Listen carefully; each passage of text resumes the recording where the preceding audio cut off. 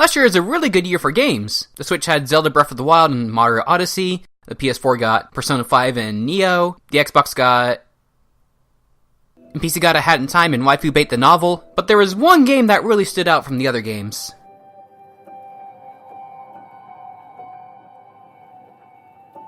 Nier Automata is a bit of a unique game, blending the action and gameplay of a hack and slash by the masters of the genre, Platinum Games, in an open world with different location side quests to complete, done by Square Enix, the guys that do a lot of JRPGs. Just like most hack and slashes, you attack with a light and heavy attack, which you can mix up to dish out different combos. In order to avoid enemy attacks, you can dodge roll out of the way, and a well-timed dodge roll allows you to get free hits off the attacker, which is also satisfying to pull off as well. You're able to customize your lights and heavies by changing out different weapon types. There are different kinds of weapons for each type, which can offer up different attack speeds and damage outputs. There's also the occasional weapon that can deal extra damage to certain kinds of enemies. Because of this, you can really make combat fit to your liking, along with also mixing things up.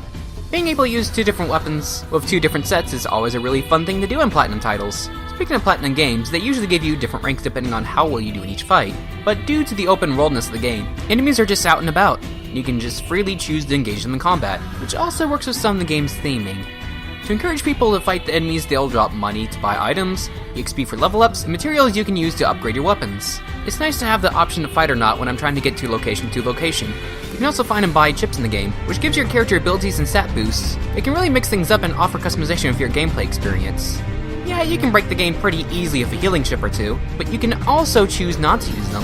You can also build up to 3 different sets of chips that you can use within different situations. It's pretty fun to mix and match different chips to my liking. To talk about the game's open world, it's large and expansive, but it's also not overly large, minimalizing open stretches of land where you just do nothing but run for an expansive amount of time. Each area differs greatly from each other, while still meshing well with its surrounding areas, as well as offering shortcuts or different ways to cut through it faster. You can also unlock the ability to quick travel to other locations later in the game. Each area is also visually pleasing, and can have some breathtaking visuals to boot. Because of the variance of different areas, most areas don't grow stale in a visual sense. There's also side-scrolling segments and areas to simplify traveling in hallway-like areas, or the occasional large building to avoid complication with exploring. There's also flying segments that play just like a space shooter.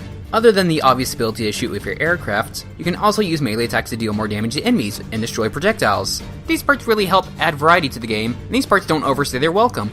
Speaking of shooting, you also get this pod to assist you, which you can use for range attacks to pick off enemies from a distance, or to help close in on enemies while racking up damage. Pods can also use special attacks, and you can find and buy special attacks for your pod, which you can change to your liking. Some special attacks really aren't attacks, and can just be used to help you out on the field. And to prevent you from spamming the special attacks, there's a cooldown meter, with the cooldown time differing depending on how powerful the special attacks are. To talk about the story, it's very interesting while not making itself clear at first, kind of leaving the player blind, which encourages the player to seek out the truth of the game's story through multiple endings and